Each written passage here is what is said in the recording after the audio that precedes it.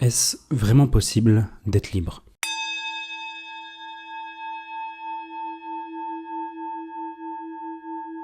J'ai eu la chance d'être contraint à commencer ma vie assez jeune. J'étais beau, puissant, assez respecté, j'ai gagné bien ma vie. Je bossais dur et savais que l'école ne m'aiderait pas à atteindre mes objectifs. Quel objectif? Je ne savais pas vraiment. Après tout, c'est pas comme si quelqu'un nous aidait à trouver notre voie. J'ai compris que le travail paie. Et mon environnement à ce moment-là ne m'encourageait pas vraiment à penser autrement. Et proposait même des alternatives qui marchaient vraiment. La tête pleine de rêves, j'avais donc deux choix à faire. Partir dans le salariat, ce que je m'étais promis de ne jamais faire, par réflexe quasi instinctif, mais c'était une voie plus sûre, et pourrait me convenir en vue des nouveaux modèles qu'on nous présentait. Ou prendre le chemin mystérieux et de tenter de me frayer un passage dans l'entrepreneuriat, à une époque où peu de choses étaient documentées, où beaucoup retenaient de l'information pour en vivre. J'ai donc choisi une voie entre les deux, une sorte de mix. Je me suis laissé 1 an pour apprendre de ceux que je pensais être les meilleurs en France, puis je montrais mon projet. Mais au fond de moi, je le savais, j'avais fait un pacte avec le diable. Et ce pacte m'aura enchaîné pendant 5 ans, contrairement aux 1 an initiaux dont je m'étais promis de faire. Comme dirait l'autre, à qui troque sa liberté pour sa sécurité ne mérite ni l'une ni l'autre. Les premiers signes d'alerte furent la prise de poids, la négligence de ma santé, la caféine à des heures impossibles, la cigarette pour décompresser, puis le Covid est arrivé et le monde s'est arrêté. Et seul avec moi-même, le constat était dur à avaler, et ça a empiré. Je me suis fait virer, ou plutôt j'ai attendu qu'on me vire, passer de boîte en boîte, en sachant très bien que c'était mort d'avance. On peut pas m'en vouloir. Après tout, je venais de sacrifier 5 ans de ma vie pour une chimère. La nuit était devenue mon quotidien. Et je me laissais m'endormir, tout doucement. Mais le sommeil est propice à une chose, le rêve. Ou plutôt pour moi, des visions. Un homme, seul dans le désert. Une femme, un oasis. Et je me suis rappelé de moi, il y a 5 ans. Il était encore vivant. C'est tout ce qui me restait de pur. Je me suis donc laissé emporter par le flux.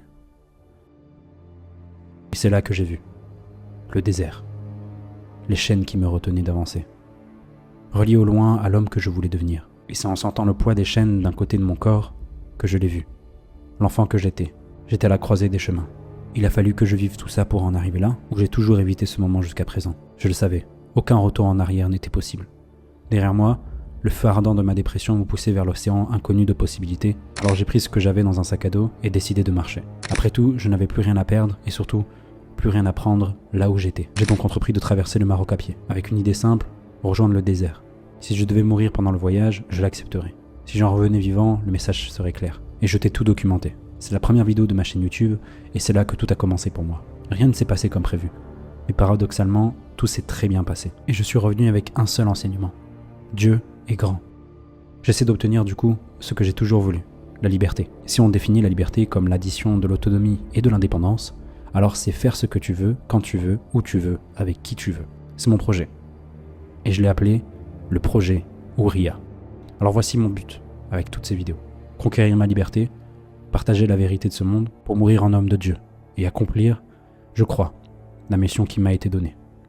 Je suis un aspirant de la sagesse et voici ce qui s'est passé dans ma vie cette semaine. Hop, bilan de la semaine. Et comme vous pouvez voir, nouveau décor dit nouveau environnement de vie. Donc la première grosse information de ce bilan de cette semaine, il est ultra simple. J'ai changé d'appartement. Ça, c'est la première chose qui a été faite. On l'a installé hier depuis avec ma femme. C'est la grosse nouvelle de cette semaine et ça va faire l'office du bilan du bilan de cette semaine en termes d'infos et aussi l'objet de ce rendez-vous, de cette vidéo, c'est de faire le bilan aussi d'octobre avec une semaine d'avance malheureusement. J'avais quand même pas mal de choses à faire pour gérer cet appartement, cet environnement. Et donc du coup ça fait extrêmement plaisir. Pas mal de choses ont changé. Je sais pas si c'est pas... Non, c'est tout bon, il n'y a pas de truc bizarre. Et qu'est-ce que je peux dire sur le mois d'octobre? Le mois d'octobre, il a été intéressant parce que d'un point de vue spirituel, ça a été pour moi la fin, je pense, totale et totalement définitive avec la France. Pour plusieurs raisons, parce que déjà, premièrement, je suis rentré assez rapidement et plein de choses m'ont fait dire que c'était fini. Premièrement, déjà la relation avec ma famille qui tourne en rond. Et je pense que le fait d'être dans une boucle le temps en France, c'est du fait du système dans lequel on est en France. Et les gens n'arrivent pas à en sortir. Deuxièmement, j'ai fait un tour en ville. Moi, je suis de Montpellier et j'ai traîné dans le centre de Montpellier. Vraiment, pour le coup, J'arrivais plus en fait, je supportais plus les gens que je voyais. Pas que j'avais une haine particulière envers ces gens, mais vraiment en fait ils représentaient une partie de moi que je voulais plus être et que j'appréciais pas des masses, que j'étais en fait avant. Et vraiment pour le coup je me suis senti tellement en décalage dans les rues de Montpellier à l'époque où je me sentais tellement bien dans ces rues, que vraiment ça m'a fait un frisson dans le dos et je me suis dit que c'était pas forcément possible. Et qui dit nouvel appartement, dit bilan physique, dit bilan du coup sale. Donc moi il faut que je vis dans un quartier très éloigné du centre-ville de Tanger maintenant. Ce qui fait que ma salle de sport la plus proche est à peu près 30 minutes de marche. Ce qui fait que depuis maintenant 2-3 jours, j'essaie de me construire un home gym avec le basico-basique, c'est-à-dire une barre pour faire des tractions.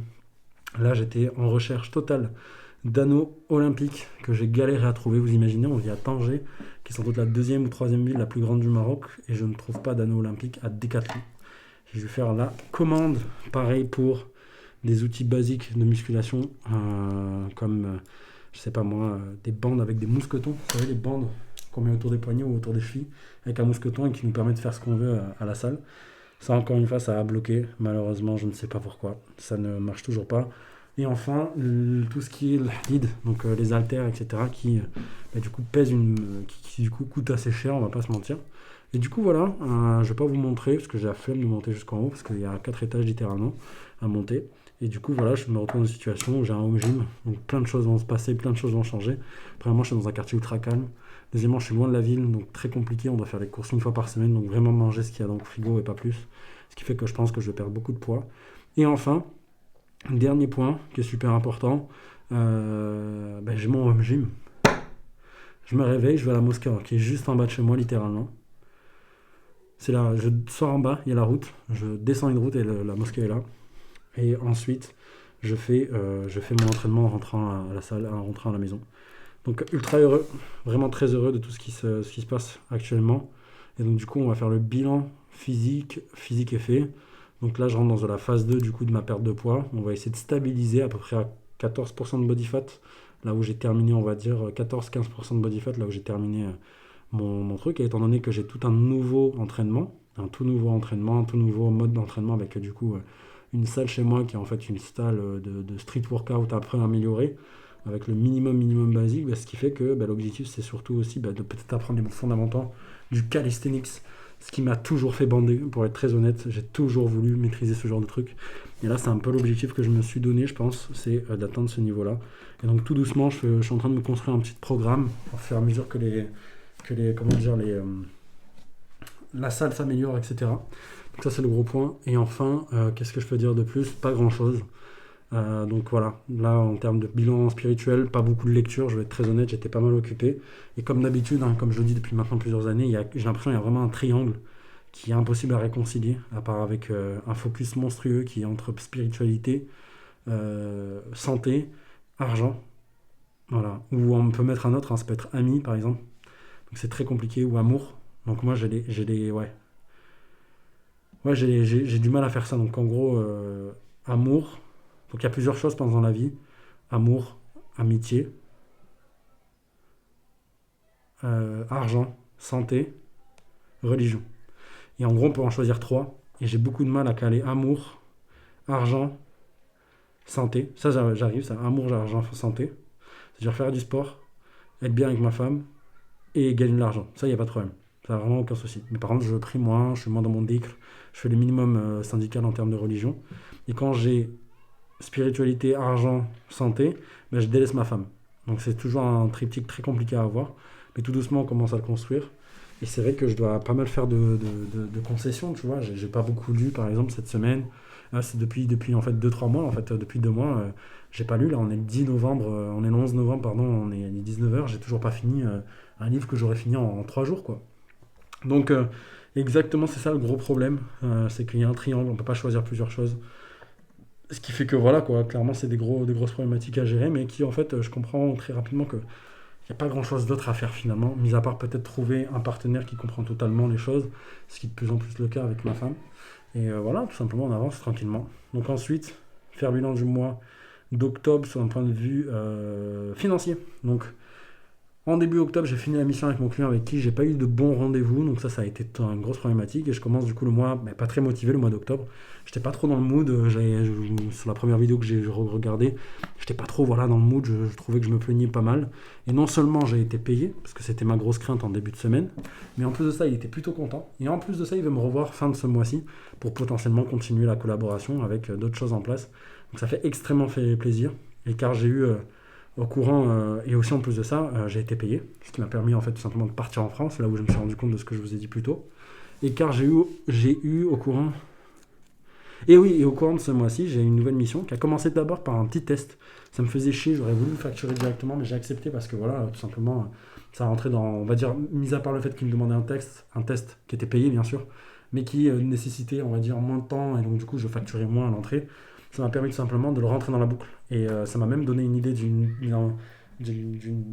offre garantie. Donc je vais la renouveler, ce truc, la test d'une journée. Et donc du coup, ça m'a permis tout simplement de rapporter un maximum de rendez-vous à ce gars-là qui est ultra content, qui est tellement content qu'en fait il n'avait pas assez de leads à nous envoyer. Donc le gars, en fait, depuis le début qu'on a travaillé ensemble, on a fait 2 journées de prospection. On lui a ramené plus de 15 rendez-vous, je crois. Plus de 15 rendez-vous, c'est énorme. Et du coup, voilà, donc ça avance tout doucement. Mon freelance est ultra content. Le gars est content, mais bizarrement, comme par hasard, ce client avec lequel j'ai des butins de résultats, il veut pas que je parle du fait que je fais de la prospection, parce que voilà, il travaille avec des boîtes qui sont dans l'investissement. Ça pourrait être ternir son image de travailler avec des Marocains. Donc ça, c'est pas une chose que à long terme, bien sûr, j'aimerais changer comme mentalité. Mais bon, en fait, l'essentiel, c'est là-dessus. Et là, du coup, on est sur la deuxième semaine de novembre. Que se passe-t-il? Je fais aussi du coup le bilan de cette semaine. J'ai de nouveau signé un nouveau client, encore une fois, à 3 000 € pour 5 jours de prospection. Ça fait extrêmement plaisir. Et en plus de ça, je vais réussir à le passer à 3 000 € plus 100 € par rendez-vous qualifié. À la suite, on est très confiants, moi et mon freelance là-dessus. Il faut que je lance juste la création de liste que je vais me mettre demain pour un début de mission en jeudi matin, voire même un peu plus tard, on verra bien. C'est pas très très grave là-dessus. On pourra même commencer lundi prochain, c'est pas un gros problème. J'ai pas fait énormément de volume, on va dire, ce mois-ci. Ça, c'est une vraie en termes d'appels faits pour prendre des rendez-vous pour moi. Mais on va dire que dans l'ensemble, plein de bonnes choses. Ça a contrebalancé, encore une fois. Là où je faisais beaucoup de volume en début de mois, ça m'a permis d'apporter beaucoup de rendez-vous. Mais là, je me rattrape parce que maintenant, j'ai enfin un closing assez propre. Donc maintenant, il suffit juste que je renvoie un gros volume. Et qu'en plus de ça, je pense déjà même à tester des nouvelles formules en fait, de contenu. Je verrai ça semaine prochaine. J'ai vraiment pas le temps de m'y poser ce matin, cette semaine. Mais en tout cas, voilà, j'avance un maximum là-dessus. Avec tout simplement pas mal de choses à faire, quoi. Donc, ultra content. On avance tranquillement. Voilà le bilan du coup d'octobre. Donc une paire de poids, un nouveau home gym, une nouvelle maison, nouvel environnement, encore plus de focus, que des bonnes choses d'un point de vue business. Franchement, le mois d'octobre a été super. Et en plus de ça, on rentre dans le mois de novembre avec encore plus de bonnes nouvelles. Donc voilà, super content. J'espère que vous allez bien vous de votre côté. Prenez soin de vous. Bisous.